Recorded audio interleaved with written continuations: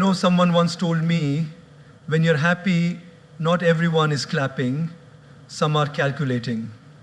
And that's when I realized it's not the sharing of our joy or our pain that is the problem. It's who we share it with. My friends, not every ear that listens deserves to hear your heart. Not every smile hides love. Sometimes it hides a competition. So today, let's talk about something very important. Why you should not share your personal life with everyone. So my dear friends, before you post, before you vent, before you overshare, pause. Not everything needs to be spoken. Not every truth needs to be told. Some parts of you are meant only for God and those few hearts who love you unconditionally. May your privacy be your peace, and may your silence be your strength. In life, we often assume that if someone is close to us, they are also safe for our emotions. We tend to think that anyone who smiles at us or offers a listening ear is automatically a friend or a well-wisher. But the truth is far more complex. People don't always listen to you with the pure intention of understanding. Some people listen just to gather material for gossip. Some listen out of curiosity, not compassion. And some listen just so they can compare your life to theirs and feel better or worse about themselves. The intention behind the listening matters far more than the act of listening itself. Think about it. You had a really good day. Something beautiful happened at work or in your relationship. You're full of joy and you feel like telling someone. You pick up your phone and call a friend or a colleague, hoping they'd be happy for you. But instead of being excited, you hear a forced, "Wow, that's nice," followed by a long silence, or even worse, a change in topic. Why? Because not everyone claps when you win. Some people count, compare, and calculate. You see, people's reactions often have nothing to do with you and everything to do with their own internal battles. Someone who is jealous may pretend to be supportive, but inside they're burning with insecurity. Someone who is competing with you silently may use your vulnerabilities against you. It's like you're handing them a knife, thinking they'll help you cut your cake, but instead they might just use it to cut your confidence. Let me give you a simple example. Imagine you're walking in the rain, holding an umbrella. Someone walks up to you and says, "Can I share your umbrella?" You smile, thinking, "How sweet," and let them in. But moments later, you realize they're not really protecting themselves from the rain. They're just there to poke holes in your umbrella and run away. Now you're left standing in the rain, soaking wet, not because of the storm, but because of misplaced trust. Sharing your personal life is like letting someone inside your umbrella. If they're genuine, they'll walk with you, protect you, and even guide you if you slip. But if their intentions aren't pure, they'll only create leaks and leave when the weather gets worse. In the Bhagavad Gita, Lord Krishna says, "Perform your duty without expecting rewards and stay detached." This also applies to sharing. Share not to gain sympathy or applause. Share only with those who have the emotional maturity to hold your truth without dropping it or displaying it. Many of us make the mistake of thinking emotional connection means emotional safety. But emotional connection without discernment is like leaving your house door open just because someone smiled at you from outside. You wouldn't do that with your home. So why do it with your heart? There's a beautiful old saying, "Don't tell people your plans, show them your results." In the same way, don't open your wounds to everyone hoping they'll offer healing. Some might just stare, some might judge, some might even laugh, and very few will actually help you heal. That's the rare group. That's the circle worth keeping. When you're in pain, when you're confused, when you're unsure, the first instinct is to reach out, to speak, to express. And while that's healthy, it's equally important to ask, is this person capable of understanding the depth of what I'm about to say? If not, you're pouring pure water into a dirty cup. What comes out will not be what you intended. Real maturity is not in how well you speak, but in how wisely you stay silent. Wisdom is knowing when to speak and who deserves your truth. You don't have to fake your life, but you don't have to share every part of it either.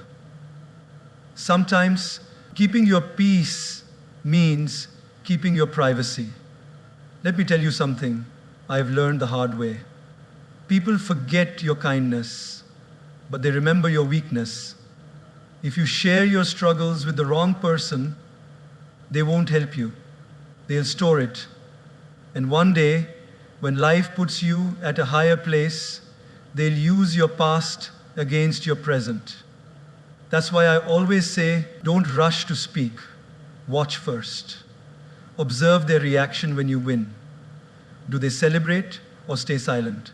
Do they uplift you in your lows or disappear conveniently? Test people not through your words, but through time. Because time always reveals the real intentions of those around you. So my friend, the next time you feel like pouring your heart out, pause. Not out of fear, but out of wisdom. Remember, some people listen not because they care, but because they're curious. Curiosity is not compassion. Choose your listeners like you choose your inner circle, with care, with caution, and with clarity. Not everyone who listens deserves to hear. Protect your peace, protect your privacy, and most importantly, protect your heart. Silence is not the absence of sound, it is the presence of peace. In a world that constantly pushes us to speak, to post, to update, and to explain, choosing silence is like taking a step back from the noise to find clarity. Silence is powerful. It is often mistaken for weakness, but in reality, it is a shield, one that protects your inner peace, your dignity, and your mental balance. When you learn to embrace silence, you begin to hear the most important voice of all, your own. Have you ever noticed that the deepest waters are the most silent? The ocean doesn't need to shout to prove its depth. In the same way, you don't need to constantly speak or share to validate your journey. In our everyday lives, we often feel pressure to explain ourselves to others, why we made a certain decision, why we're still single, why we chose one path over another. But the truth is, silence can often answer better than words ever could. When people don't get the explanation they crave, they create one in their heads. Let them. Your peace is worth more than their opinion. There's a beautiful story about Buddha. One day, someone came to him and began insulting him publicly, calling him names and challenging his teachings. Buddha listened in silence. His disciples were angry and wanted to respond, but Buddha simply smiled. When the man finished, Buddha said, "If someone brings you a gift and you do not accept it, to whom does the gift belong?" The man said, "To the one who brought it." Buddha replied, "Exactly. I do not accept your anger, your words, your negativity, so they remain with you." That's the power of silence. It does not mean you are powerless. It means you are in control. Think about a moment in your life when you are misunderstood. Maybe a family member judged you, or a colleague spread rumors about you. Your first instinct might have been to defend yourself, but did it help? Often, the more we try to explain, the deeper we get pulled into unnecessary drama. Silence, on the other hand, keeps your soul clean. When you stay silent, You give life a chance to prove the truth on its own. We also need silence, not just in conflict, but in decision making. When life gets loud, when opinions, expectations, and responsibilities crowd your mind, it is in silence that you find your direction. Picture this: a snow globe that's been shaken. Everything is blurry, but let it rest in stillness and clarity returns. That's what silence does to your thoughts. It lets the mental snow settle, revealing what truly matters. In our relationships, too, silence can be golden. When we are hurt, we often speak from emotion, not wisdom. Words said in pain can never be taken back. Silence, in those moments, saves relationships. It gives us time to breathe, to reflect, to process. It creates space where healing can begin. There's a modern myth that if you don't speak up all the time, you'll be forgotten. That silence is a sign of submission. But actually, silence is a sign of strength. It says, I don't need to prove anything. I don't need your validation. I'm at peace with my truth. And that kind of inner confidence cannot be shaken. On social media, everyone is shouting about their achievements, their heartbreaks, their goals, their disappointments. But the ones who inspire us the most aren't always the loudest. They're the ones who walk quietly, but live deeply. Their lives are like a garden that grows silently, but when it blooms, it changes the atmosphere. You don't have to respond to every insult. You don't have to correct every wrong opinion about you. You don't have to share every emotion you feel. Sometimes, the most powerful move is no move at all. Just breathe. Just watch. Just trust that the truth will echo louder than any rumor. A wise person once said, "Don't speak unless it improves the silence. Let your actions speak. Let your peace speak." Because what you protect in silence becomes your strength in life. Your calm mind becomes your compass, and your silence becomes your strategy. Silence doesn't mean you're hiding. It means you're healing. It doesn't mean you're retreating. It means you're realigning. In that sacred quiet, your soul gets the space it needs to rise again. Like a seed growing in the dark soil, before it breaks the surface and becomes a tree, your growth often happens in your quietest moments. So the next time you feel the urge to explain yourself, to defend yourself, or to overshare, take a step back. Ask yourself, is this necessary? Or am I just filling the space because I'm uncomfortable with silence? Trust that silence is not empty. It's full of answers. It's full of healing. It's full of grace. When you master the art of silence, you don't just avoid conflict, you rise above it. You don't just protect your peace, you amplify it. And most importantly, you learn to live from the inside out, not the outside in. Let the world shout. Let the noise rise. That is where your real power lives. Trust is one of the most precious gifts you can give someone. And yet, many of us hand it out like candy without ever stopping to consider if the person receiving it has earned it. It's natural. We all want to believe in the good of others. We want to think that because someone smiles at us, spends time with us, or says nice things, they deserve a front row seat to the most personal parts of our life. But here's the truth. Not everyone who walks beside you is meant to walk inside your heart. Think of trust like a bank account. You don't just give your ATM card and PIN code to a stranger, right? Why? Because with that information, they could empty your life savings.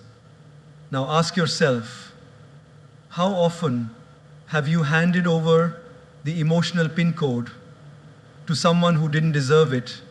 You opened your heart, shared your secrets, expressed your pain, and later found out that your vulnerability became a topic at someone else's dinner table.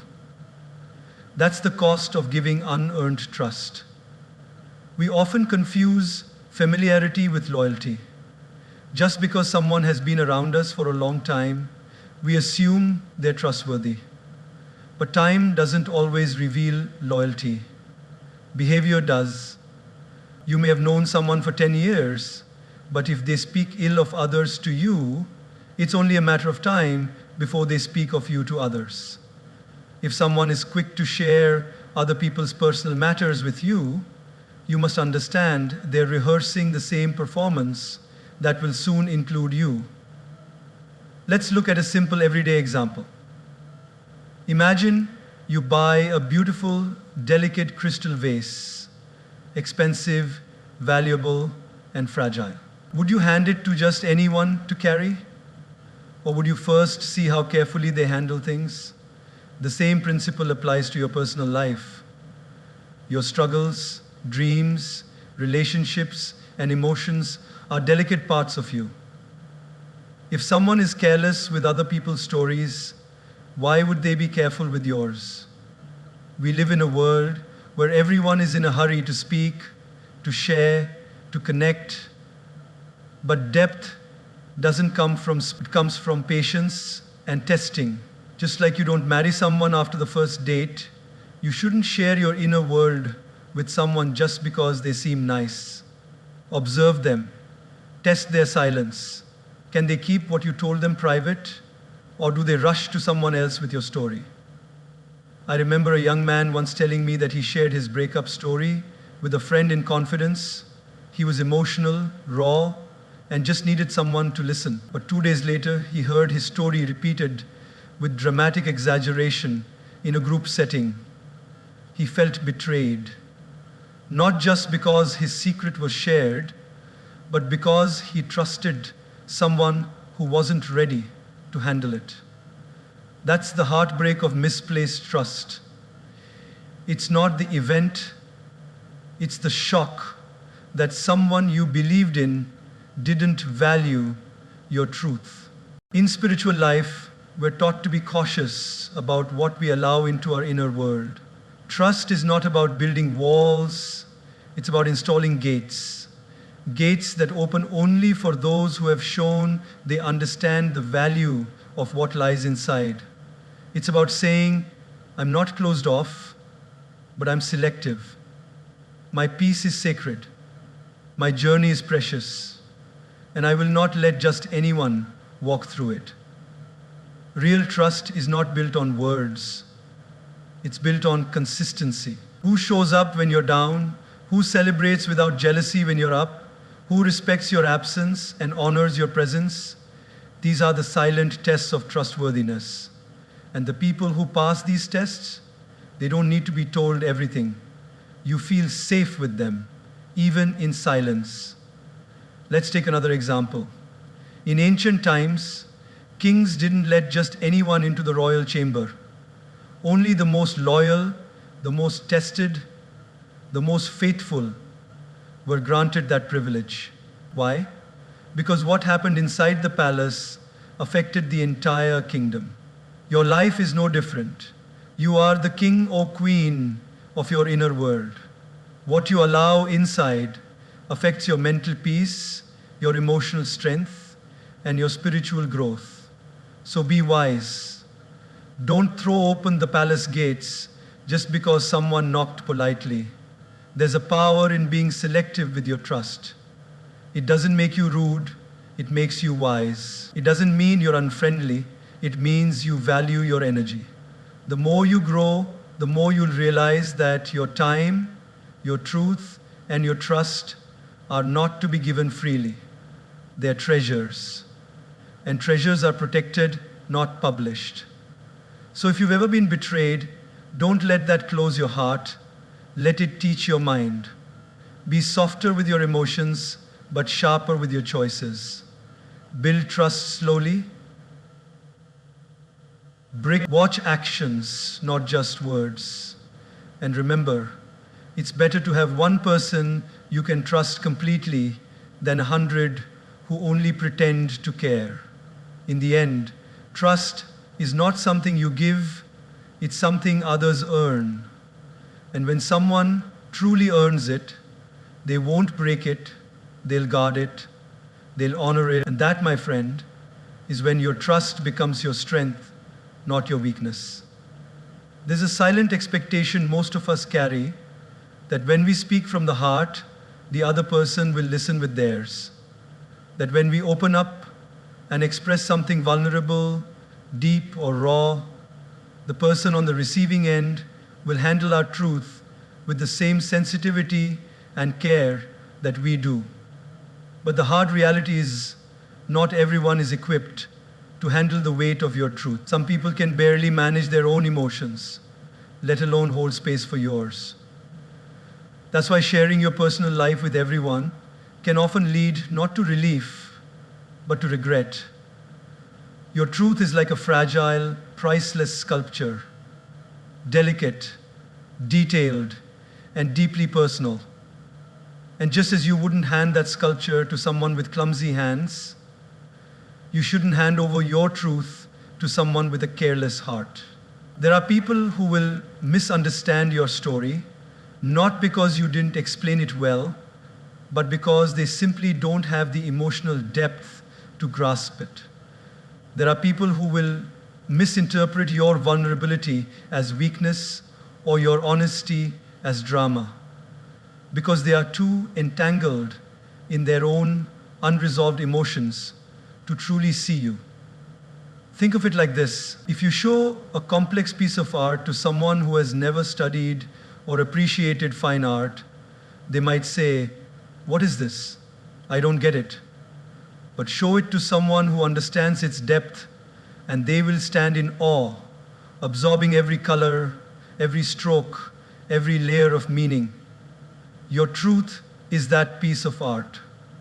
It requires the right eyes, the right heart, the right mind to understand and appreciate it. Let me share a simple daily life example. Imagine a young woman who has gone through a traumatic relationship. She trusted someone, gave her best, and ended up broken. After months of healing, she decides to share her story with a friend, expecting support and understanding. But instead of comfort, the friend says, "Maybe you're just too emotional," or "You should have seen it coming." At that moment, the woman feels not only hurt, but also foolish for opening up. What happened? The friend wasn't bad, just unequipped. She lacked the emotional tools to deal with someone else's pain. This is why it's important to be careful, not secretive, but intentional, about whom you confide in. Everyone doesn't deserve access to your inner world. It's not about being cold or guarded, it's about being wise. Because once a personal truth is out, you can't take it back. It lives in someone else's memory now. And how they use it is beyond your control. If they are trustworthy, your truth becomes sacred. But if they are not, your truth becomes gossip, judgment, or a weapon. We often mistake closeness for capacity. Just because someone is close to you, family, a longtime friend, or a colleague, doesn't mean they have the emotional maturity to handle what you're going through. You might be opening up to someone who hasn't even healed from their own pain, and instead of offering empathy, they project their unhealed trauma back onto you. Sometimes, in our eagerness to feel heard, we speak too soon. But timing matters. Maturity matters. The listener's emotional strength matters. A flower doesn't bloom in winter for a reason, because the environment isn't right. Likewise, your truth will not bloom in every heart. It needs fertile ground, someone with patience, compassion, and understanding. In spiritual practice, we are taught to observe before we speak, to feel the energy of a person before we share something precious. Because words are not just sounds, they are vibrations. And when those vibrations are received by a bitter or negative soul, they get twisted, misunderstood, and thrown back at us in forms we never expected. You don't owe anyone your truth. Let that sink in. You don't have to explain your past, justify your decisions, or unpack your struggles to anyone who hasn't earned the right to hear them. Just like a doctor wouldn't give a sharp surgical tool to an untrained person, you shouldn't give your deepest truths to someone who isn't emotionally equipped to hold them with care. And yes, there will be people who will call you too quiet, too private, too reserved. Let them. What they call mystery, you call protection. What they call distance, you call wisdom. It's not your responsibility to make your life understandable to everyone. It's your responsibility to live it in a way that honors your peace. Let your life speak louder than your explanations. Let your growth be the answer to their questions. And let your silence be the boundary that protects the truth not everyone deserves to hear. Not everyone can handle your truth, and that's okay. It doesn't mean your truth isn't valid. It means it's precious. And precious things are always shared with care, not casually. So speak less, observe more, and always remember, the right ears will hear you, even in your silence. While the wrong ones, we are living in an age where silence is rare and privacy is becoming extinct. The moment something happens in our lives, whether it's good, bad, heartbreaking, or beautiful, our first instinct is to reach for our phones, open our social media apps and post a photo, a status, a story, a video, as if validation from the digital world is what makes our experiences real. But here's something to reflect on. Just because something happened to you doesn't mean the whole world needs to know. Social media isn't your personal diary, and your life isn't a reality show. Some chapters are meant to be lived, not shared. Let's look at a simple example. Imagine a woman going through a painful breakup. In her emotional state, she starts posting cryptic quotes, emotional stories, and photos that reflect her pain. She receives likes, comments, and virtual hugs. For a moment, it feels comforting, but slowly that comfort turns into discomfort. People start gossiping, some start judging, others begin to pity her. What began as a search for healing turns into a stage for spectators. That's the danger of treating social media as your therapist. It's not designed to heal you, it's designed to expose you. Your personal life, your struggles, your dreams, your relationships is sacred. And sacred things lose their power when they are handled carelessly. When you share everything online, you open yourself to interpretation, misjudgment, and sometimes even mockery. Not because people are bad, but because not everyone understands your journey. Not everyone claps when you win. Some people scroll past your joy with envy in their hearts and smiles on their faces. And some wait patiently, silently for your downfall, just to say, I knew it wouldn't last. The truth is, the more people know about your private life, the more power they have to manipulate your emotions. That's why the strongest people often look like mysteries. They aren't hiding, they're protecting. They're choosing peace over attention, wisdom over noise. And that's not being secretive, that's being selective. We often post online hoping for connection. We want to feel seen, heard, and understood. But social media isn't the right place to meet those needs. Because on these platforms, Most people aren't listening to understand, they're watching to react. You may pour out your heart in a heartfelt post, and someone will simply double tap it while scrolling past. And that's the thing, we've started confusing digital responses with real emotional support. A like is not love. A comment is not care. A view is not validation. There's another side to this too. When we constantly share our highs, we set ourselves up for silent pressure. Say you post a picture with your partner every other day, showing the world your happiness. But when things start falling apart, you feel like you can't stop posting because people might start asking questions. So you keep the illusion alive, smiling outside while crumbling inside. Why? Because you've already made your relationship public property.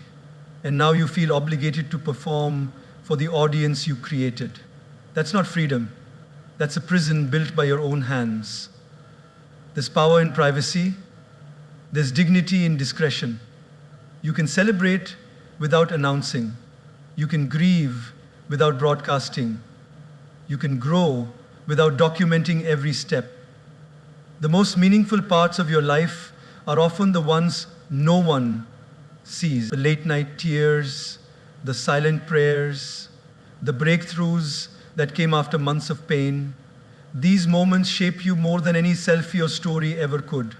Think of the people you admire most, not the ones who post the most, but the ones who move in silence, who live deeply, who speak with wisdom. These are people who understand that not everything deserves an audience, that real strength is built in the quiet moments, not in the loud updates, that what the world doesn't see is often more valuable than what it does. There's nothing wrong with sharing your life, but ask yourself, why am I sharing this? Is it for connection, attention, approval, or habit? If it's not coming from a place of peace, maybe it's better left unposted, because once it's out there, it's no longer yours alone. It belongs to public memory, and public opinion is not always kind. So the next time your fingers hover over the share button, pause, breathe, reflect. Some things are more beautiful when kept between you and God. Some victories feel better when celebrated in private, and some wounds heal faster when treated in silence, away from the spotlight. Your story is sacred. Don't trade its power for temporary attention.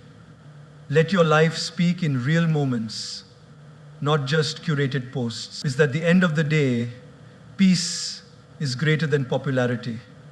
And wisdom, it's knowing what to keep, what to share, and what to simply live without explanation.